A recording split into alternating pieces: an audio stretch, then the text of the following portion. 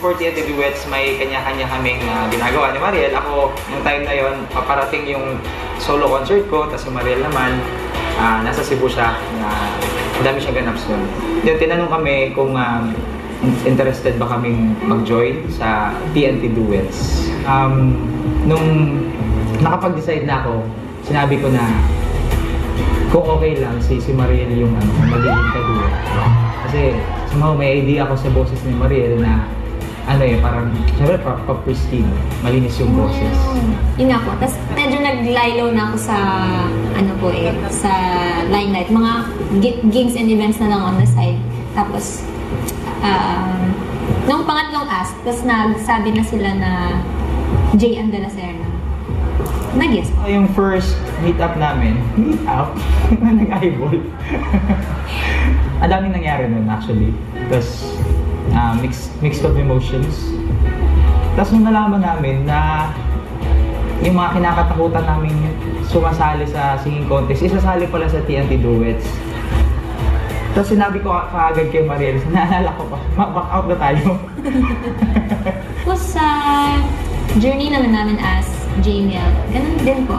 May mga adjustments na ginawa. Like, kailangan na isipin na hindi na lang ako mag-isa. Kasi medyo nasanay po kami na sa solos namin. Kailangan na namin mag-adapt sa personality ng bawat isa.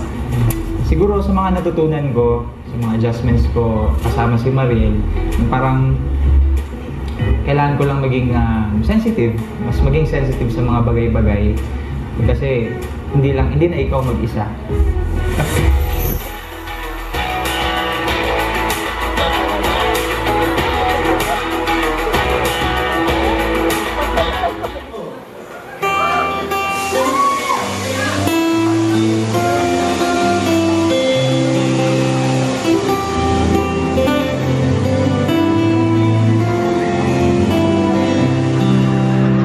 Set out on our way years ago, hoping I would find true love with a broken road.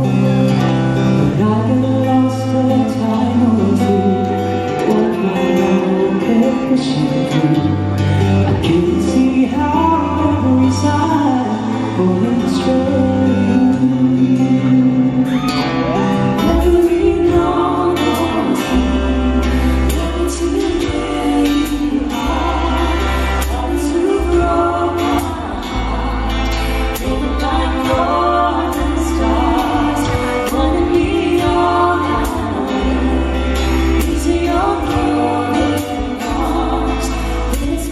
Oh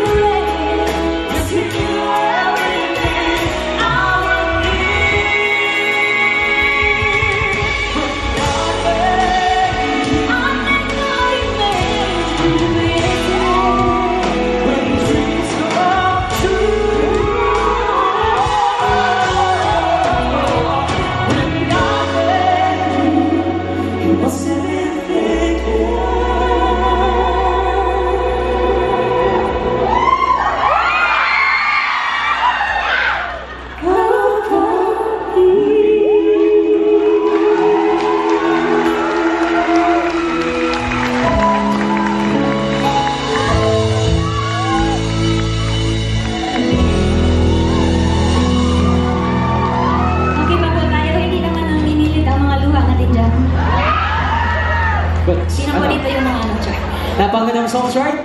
Napanggan ng songs. May tanong lang ako. Ano yun? Wala pa nga yung tanong. Na-imagine mo ba, JM, talaga na tatagal tayo ng isang taon?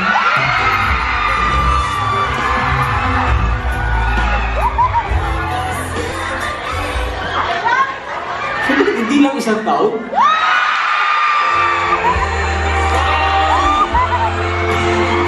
Welcome to Forever and Forever.